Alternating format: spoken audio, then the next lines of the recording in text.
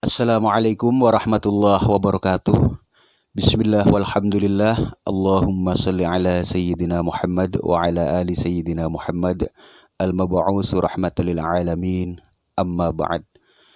Pemirsa Nihwan TV, saya bersama senior, lebih tepatnya ustadz saya, Kiai Haji Khairuddin Soleh MM MMPD.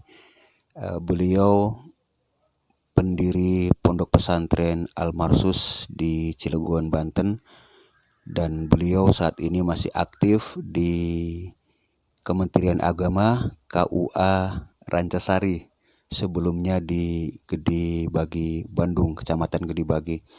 Tentu banyak hal yang sangat menarik, luar biasa perjalanan beliau dari mulai kuliah modal niat lillahi ta'ala, hanya mengandalkan kehebatan niat, mengandalkan kemuliaan niat belajar, sampai sekarang menjadi PNS di Kota Bandung, dan kemudian juga Pondok Pesantren Al-Marsus sudah berdiri megah dan terus dalam tahap penyempurnaan. Juga pembina sangat banyak majelis taklim di Kota Bandung. Untuk itu kita dengarkan, kita simak perjalanan beliau yang insya Allah bisa memotivasi, menginspirasi kita semua.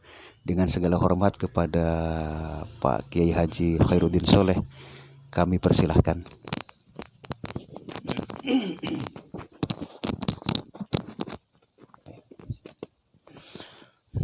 Assalamualaikum warahmatullahi wabarakatuh. Hamdan wa syukran lillah, salatan wa salaman ala rasulillah wa ala alihi wa sahbihi wa mawalah, amma ba'du. Faqala Allah ta'ala fi kitabillah, a'udzu billah, bismillah. Salamun qawlan mir rabbir rahim, wa amtazul yawma ayyuhal mujrimun. Faqala Nabi sallallahu alaihi wasallam, man ahabbani kana ma'i fil jannah. Sadaqallah wa sadaqa Rasulullah sallallahu alaihi wasallam. Yang saya hormati sahabat saya Ustadz Nihwan dan para pemirsa sahabat iman dimanapun berada. Alhamdulillah pada kesempatan ini kami semua diberikan kesehatan jasmani dan rohani secara sehat walafiat. Tentunya kita bersyukur kepada Allah dengan sebanyak-banyaknya bersyukur, dan kita harus banyak bersolawat atas Rasulullah SAW. Mudah-mudahan kita terhitung sebagai umat Rasulullah Muhammad SAW. Sahabat iman Nihwan TV yang berbahagia, tentu jalan hidup manusia sangat lika-liku dan juga sangat bermacam-macam.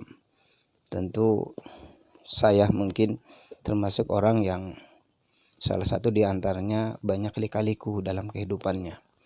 Dari perjalanan kami sejak kecil dan di pesantren yang penuh dengan sistem kenikmatan-kenikmatan di pesantren. Nah, saat itu kami lulus dari madrasah aliyah dan lepas dari pesantren Alianah Jangkar, saya ketemu dengan Jangkar Cilegon, Banten. Saya ketemu dengan Buya, itu sepupu saya, yang beliau itu motivator bagi saya, dan saya ketemu itu sehingga bisa sampai ke Bandung ini. Di saat di Bandung ini dengan modal yang sangat minim sekali, beliau katakan, Din, kamu harus bisa hidup. Bagaimana bisa hidup? Dan bisa kuliah, insya Allah. Insya Allah. Atas bimbingan beliau itu kami bersemangat. Bahkan beliau pernah menanyakan kepada saya, Din, kamu kesini mau apa? Dengan jawaban yang dibimbing Allah tentunya, saya jawab ke almarhum Buya sekarang ini. Mudah-mudahan almarhum diterima iman Islamnya dan perjuangannya mudah-mudahan Allah balas.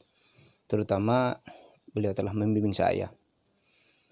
Saya jawab saat itu, Buya, saya ini seibarat gelas.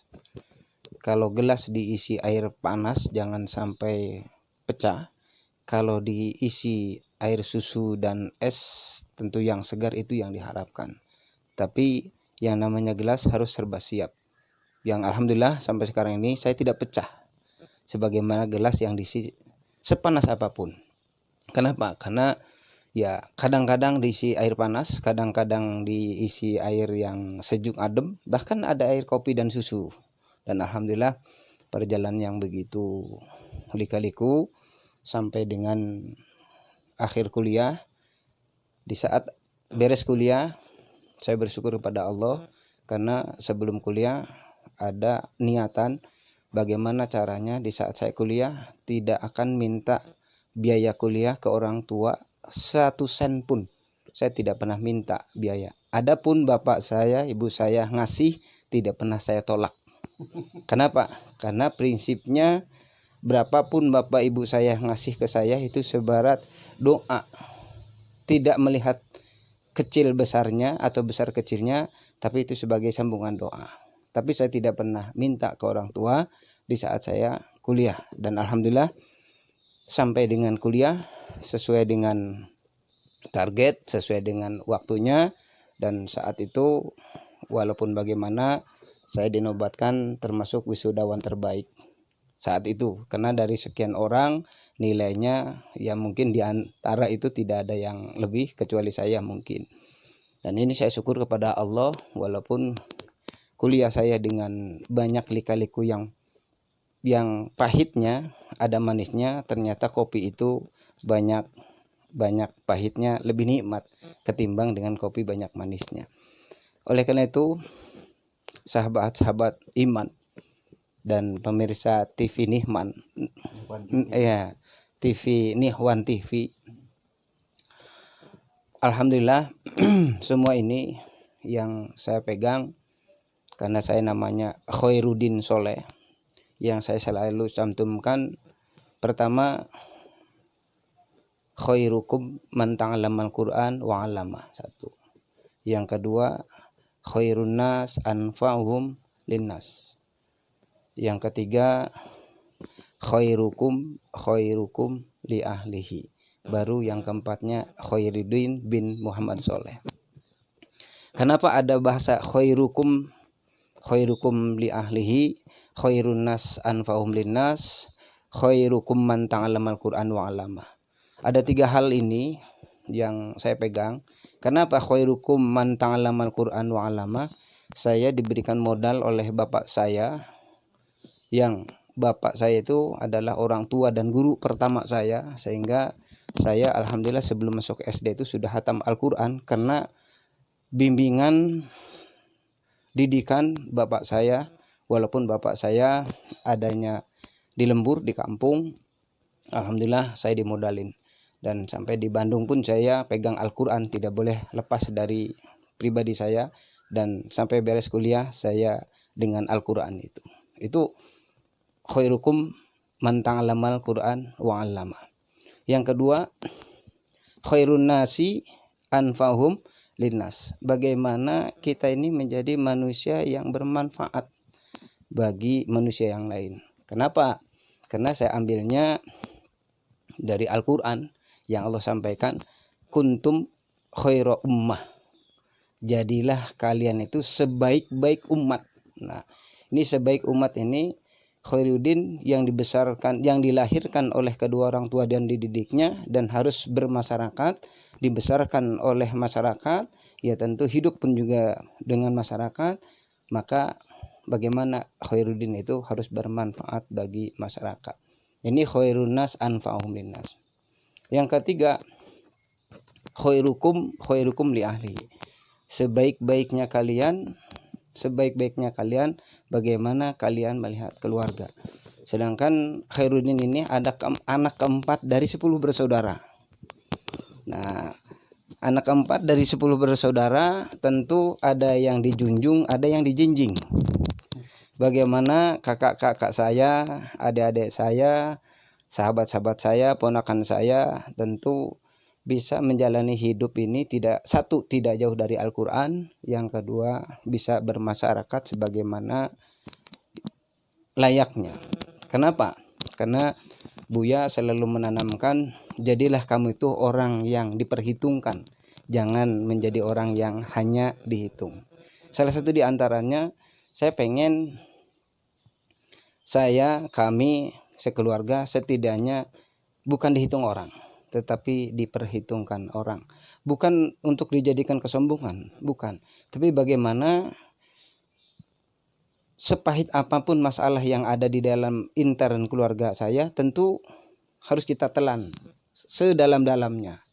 Tetapi kalau kemanisan, bagaimana kita berbagi kepada orang lain. Karena di saat saya masih madrasah aliyah dulu, ada adik saya yang bernama sekarang tuh Haji Mulyadi.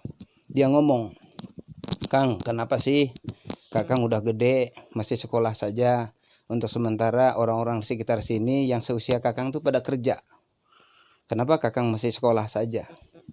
Saya jawab, "Dek, Mul, ya kita harus punya prinsip. Kalau orang sekolah itu bisa berteman dengan orang yang sekolah, bisa berteman dengan orang-orang yang kerja di luaran sana. Tapi kalau orang yang kerja mah hanya berteman dengan orang-orang yang kerja saja, tidak bisa berteman dengan orang yang sekolah. Kenapa? Orang sekolah mah bajunya bisa bersih di saat berseragam, bisa baju bebas sebagaimana mereka.